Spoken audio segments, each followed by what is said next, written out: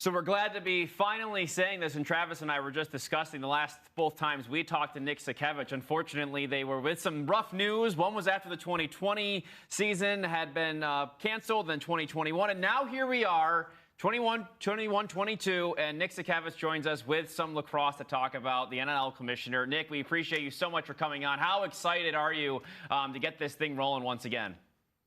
Yeah, thanks, John. Thanks, Travis, for having me on. We couldn't be more excited. It's been a long 20 months since we last played a lacrosse game, and we're just super excited. We took the time over the last period to try to get back to play, but because that didn't happen, we didn't throw the covers over our heads, and we just continued to work at it. And there's a lot of good things that came out of the NLL over the last 20 months, which a couple of expansion teams, new partnerships, the sale of 2 existing teams, new partnerships like Fanatics and e-commerce and building a sports betting platform. And we just announced the new sponsor the other day. So lots of good things happened. We've re-engineered and kind of rethought our business over this period, and didn't let any grass grow under our feet, for sure. Yeah, I was going to say that. I mean, any league that doesn't play in 20 months, obviously the talk is probably going to be negative, but in some way, you guys have made this feel like the league is thriving, even though we haven't seen the product on the floor in 20 months. How did you go about tackling it, and at what point throughout this process did you go, okay, well, you know what? There's some other leagues playing. We can't at the moment, but it doesn't matter. We're going to turn this into a positive. How did you attack that? Well, as you guys know, it was kind of an evolving, rolling crisis. We didn't know whether it was going to be 2 weeks long, 2 months long, and we certainly didn't think it was going to be 20 months long. But I think fundamentally, kind of learning from the past, I lived in New York and lived through the 9/11 tragedy and that global crisis that it created. And the one thing I learned from that experience was you got to communicate. So we immediately doubled down on communication, both internally with our board, with our owners, our executives at each of the teams. I think we had a board meeting every week for months at a time. Like every week we were talking to them. We're talking to club executives. We were encouraging them to double down on communication themselves and stay engaged with the fans and the sponsors and the broadcast partners and everybody in the lacrosse ecosystem. That was first and fundamental. And then when we realized it was going to be more of a longer issue for us, we went right into planning, looking at our business from not only an expense standpoint and preparing the league for the tough road ahead as we anticipated this pandemic was going to last longer. We also put strategies together. We were in the middle of a negotiation for Team 14. The pandemic brought a halt to those discussions, but then we very quickly revitalized them. And today we have the Panther City Lacrosse Club launching in a couple of weeks here in the new season for the first time. We also we had a bit of a competition going in Las Vegas. We had 2 interested parties, and we didn't want to let that opportunity go because we were just so excited about both candidates that were in line for the ownership of that team, and we brought that team to a close. Got a little bit of a surprise in September when one of our teams, the New England Black Wolves, whose ownership got crushed by the pandemic, notified us that they were selling their team. So we had to be aggressive and take a leadership position and work with that ownership group to sell the team. And ultimately, talk about turning lemons into lemonade. We not only found this unbelievable and formed this unbelievable partnership with an ownership group that is second to none in terms of their lacrosse prowess and their financial wherewithal. And we developed an opportunity to move that team into what's really a better arena situation and a better market in Albany. And we did that all, closed that deal in February. And then, of course, the Fanatics deal setting when the league never had a e-commerce platform. And we did that in November, about a year ago. And now we're going to finally be rolling it out.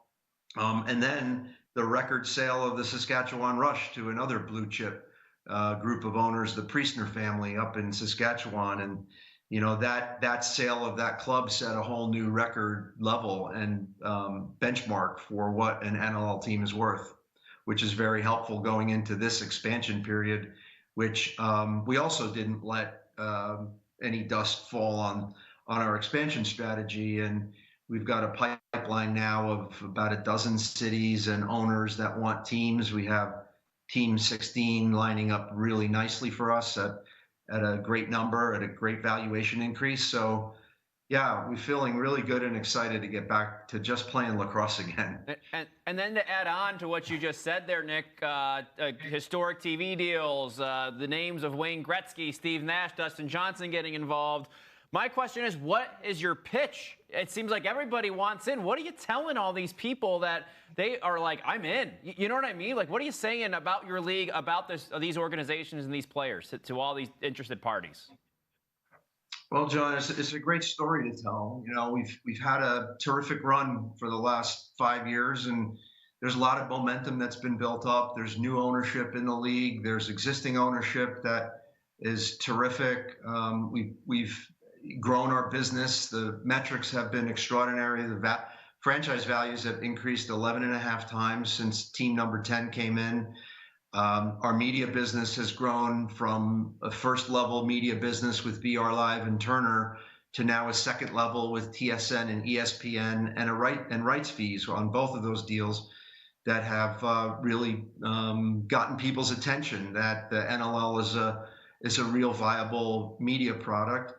Our sponsorship still needs a lot of work. We need to build it, but now we have media platforms to be able to expand it. But even sponsorship from 2017 has grown by double digits each year in terms of that revenue. Sports betting's on its way. E-commerce is established, so there's new revenue streams to look at and take advantage of. So when you tell that whole story, and you have world-class athletes playing at the highest level of lacrosse in the world in your league, you have a really good story to tell investors, broadcast partners, fans, sponsors, and you just have to tell it in the right way and wrap it in a strategy that you're going to deploy over the long haul. Because no one wants to invest in a one and done type of business or a short-term business. Sophisticated sports investors today want to invest in the long haul and want to invest in something that's going to accrete in value in the years to come. And that's what we did, setting this league up 5-6 years ago whenever I took over as commissioner, to create that long-term strategic plan in all the different areas to grow the business. And then you need to invest in it, and then you need to work hard at it, and you need to have a lot of patience to nurture and grow it. I'll give you the perfect example. You could have bought a Major League Soccer team 27 years ago for $5 million. Today, you can't touch one for under $400 or $500 million. So there's a great shining example of what can be done with a proper strategic plan, long-term investing, and carefully thinking about your business. And that's the story that we tell. And the NLL is the next one up in the batter's box on that story. Maybe you kind of hit on some of that, but I want to follow it up with, you mentioned the TV deals with ESPN and TSN, and you were part of, it was early in your time there as commissioner that you struck the deal with Bleacher Report. But when you're talking about linear TV games, both in Canada and the United States, that's a big deal for expanding the growth, not only of the league, but also the sport. What's changed in terms of their appetite for the sport and your league? Well, we had to prove ourselves. When we took over, I took over in January of 2016. We had nothing. We had no TV deal. We had some history of spot buys on different networks. There was no real partnership alignment to grow a real media business, and they were just spot buys, basically, to put some games on TV. So we had to kind of reset ourselves. And if you remember, we created a beta test called NLL TV, and it was a 2-year beta test to see if we could drive some viewership. Some games were behind the paywall, some games were in front of the paywall, and we proved a concept. We proved a concept enough with NLL TV to capture a few broadcast partners' attention, and particularly Turner and BR Live, as they were launching a new direct-to-consumer platform, and they wanted content. So we sold it. We sold NLL TV to Turner and BR Live. We got a little bit of money, but we were still proving the concept, if you will, that people would watch the NLL in scale. And those years and those beta tests and first level deal with BR and Turner really gave us a good platform to talk to TSN and ESPN and others in the process. Quite frankly, ESPN and TSN were the partners we landed on at the end, but we were talking to all the other broadcast networks. And again, it's about the story. It's not just about the story, but it's about showing real data and real results from the story. And we were able to do that with NLL TV and BR Live. You know, a lot of people look down their nose at what we did with NLL TV and BR Live, but really, if it were not for those strategies and tactics and those partnerships, we wouldn't be where we are today. And for a league like ours, it's an evolution. It's an evolution of building and growing and investing. And it's not about this deal. It's about the next one and about the next one and about the next one. For a league like the NLL or any league that's trying to aspire to become one of the big leagues, we do short-term deals, and it's not about this year's deal. It's about the next one and the next one and the next one. So that's really important part of the strategy. In talking about what we've gone through over these last 20 months, and for you guys, we've talked about a lot of the positives, and you've turned this into a lot of positives, but I feel like financially, when you don't put a product on the floor, it takes a hit. We talked about the New England now turned Albany and their ownership and how they struggled. Financially, how hard was this pandemic for the league? Brutal, absolutely brutal. You know, our teams took it on the nose, on the chin, and in the forehead, all three. Big financial losses, big challenges to overcome. You know, the league itself, you know I talked about a lot of great stuff that we did, but the not so great stuff is we cut our budget by nearly 40%, 35 to 40% of the league's operating budget was eviscerated. Our commercial business had disappeared. People lost their jobs because we had to preserve the business. Teams across our league suffered big time because they couldn't sell tickets. And when you can't sell tickets and play games, sponsorship is right behind it in terms of going away. So it was a catastrophic event, no question.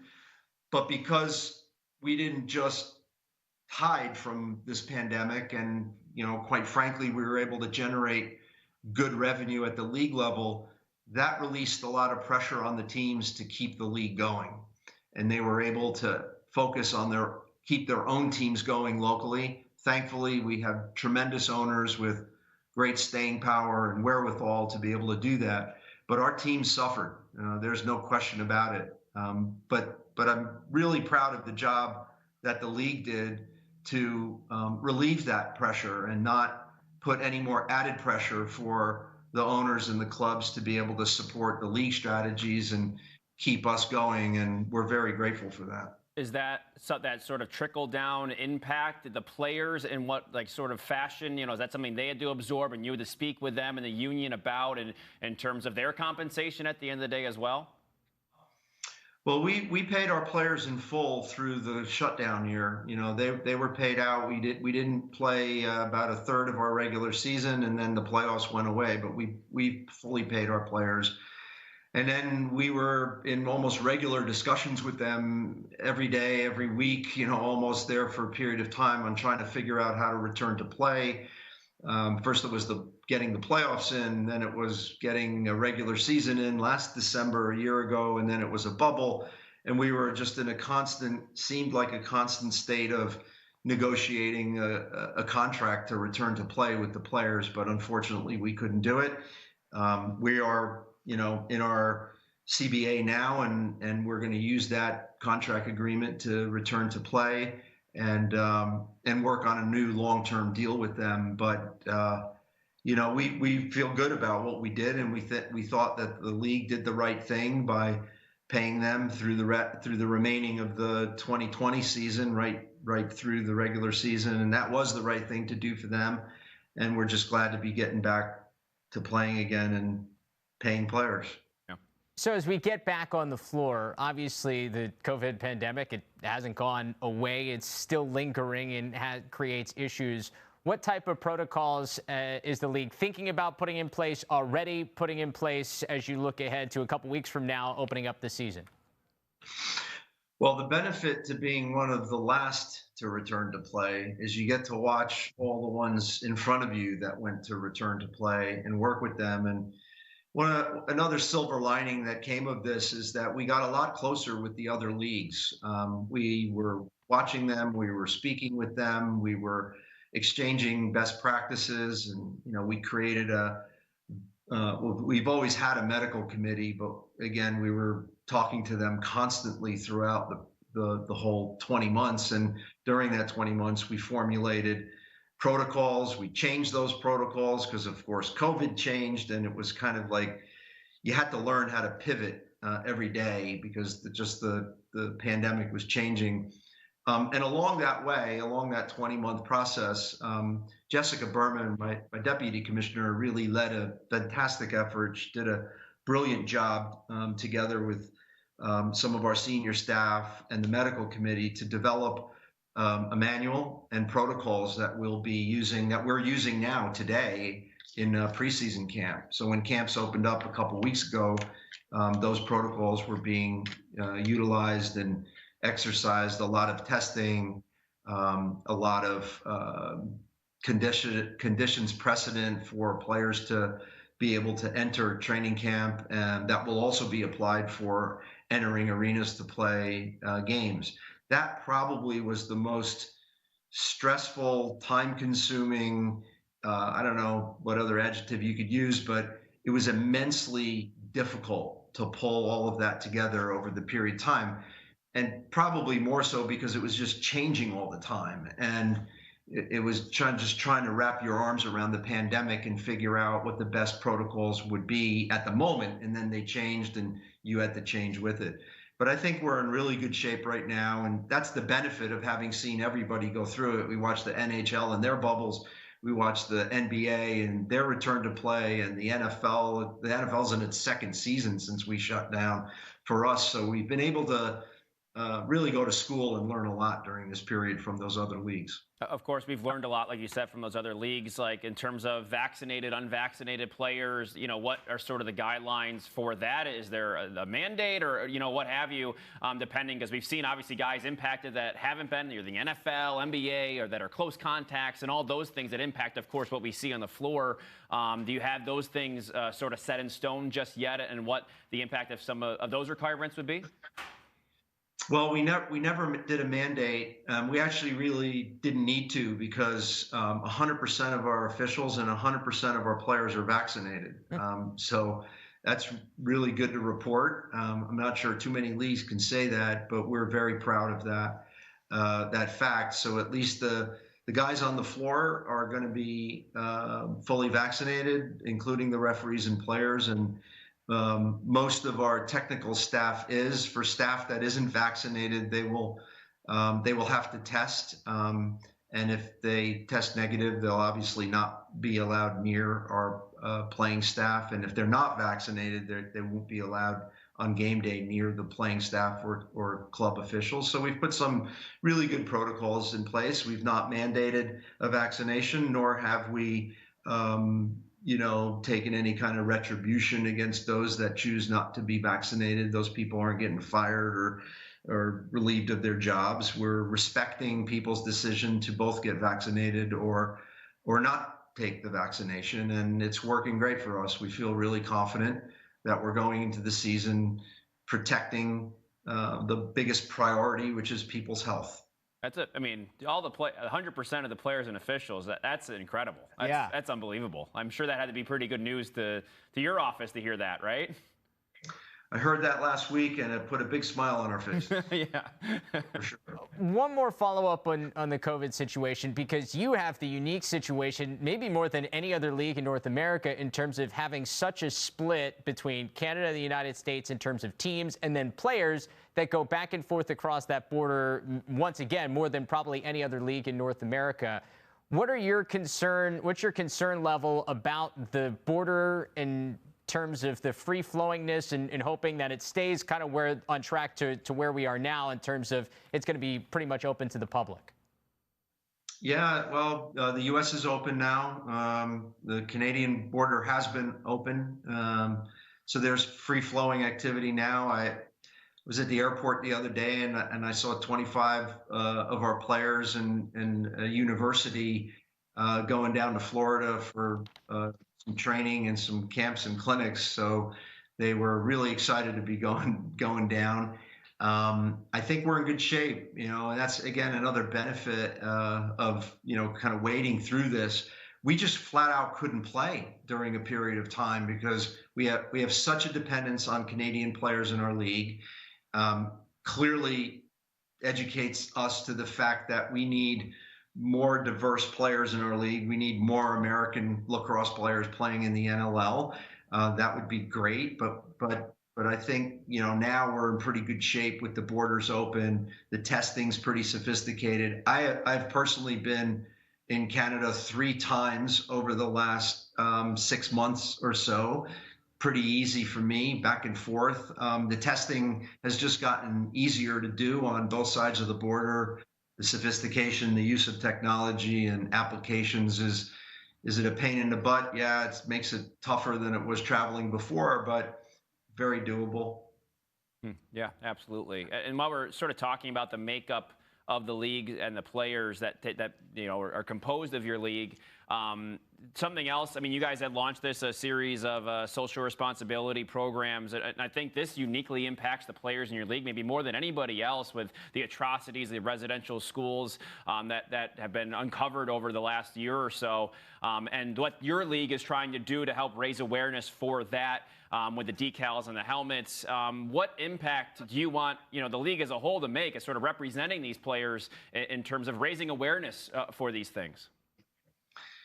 Yeah, John, heartbreaking stuff, right? I mean, what's gone on in Canada with the schools and the children, and last summer in the States was no fun either. It was pretty bloody summer, and the whole injustice that both countries deal with and the history of that injustice and to the present day.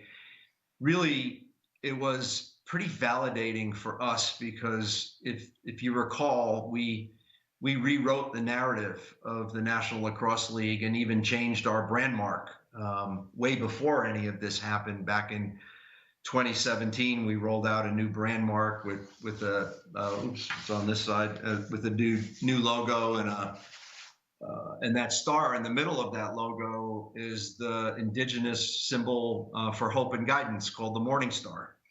And we've always been very focused and proud of the indigenous roots. I think like 10% of our player pool are actually indigenous players. We have a lot of players of color playing in our league that we're very proud of, and it's like a great family if you want to look at it that way. And so what happened last summer in the States and all of these stories about the schools and the atrocities that happened there was awful and heartbreaking. And we're really proud of the fact that it validated that we've always been concerned about this and always been focused on equality, diversity, and inclusion, and our ED&I strategy. And we have one. We've had one from almost the very beginning.